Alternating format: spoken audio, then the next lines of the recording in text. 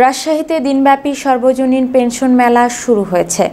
রাজশাহী থেকে মামুন রেজার তথ্যচিত্রে বিস্তারিত। রাজশাহীতে দিনব্যাপী সর্বজনীন পেনশন মেলা শুরু হয়েছে। সকালে রাজশাহীর হাজী মোহাম্মদ মহসিন সরকারি উচ্চ বিদ্যালয় মাঠে এই মেলার উদ্বোধন করেন প্রধানমন্ত্রীর কার্যালয়ের মুখ্য সচিব মোহাম্মদ তোফাজ্জল হোসেন মিয়া। কেন আমরা এই পতাকাটা মিডিয়া সাংবাদিক ভাইরা সমন্বয় কমিটি হয়েছে, সেই সমন্বয় কমিটির উদ্যোগ কৃতজ্ঞতা জ্ঞাপন। আমি খুব সংক্ষেপে দু একটি কথা বলতে চাই।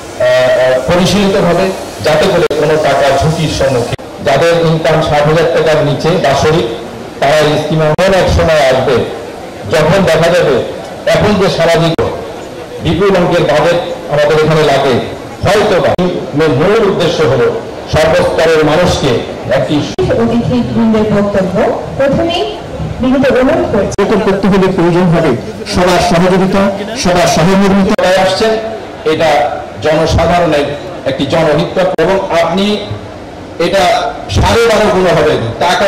পেনশন কর্তৃপক্ষ যিনি পেনশনের ভুক্ত সম্পর্কে আপনাদেরকে জানিয়ে চাই। সবাইকে ধন্যবাদ।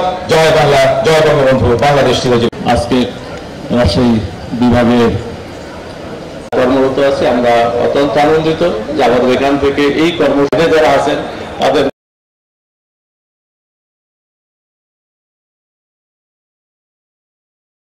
এ সময় তোফাজ্জল হোসেন মিয়া বলেন, বাংলাদেশ অর্থনীতির দিক থেকে এক অনন্য উচ্চতায় পৌঁছে গেছে।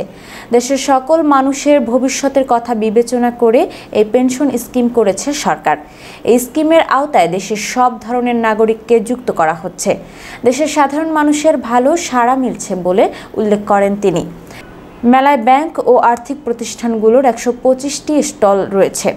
স্টলগুলোতে পেনশন স্কিমের সরাসরি নিবন্ধন ও স্কিমের টাকা জমা দেওয়ার জন্য ব্যাংকের বুথও রয়েছে। এছাড়াও কর্মশালার আরও আয়োজন থাকছে মেলায়।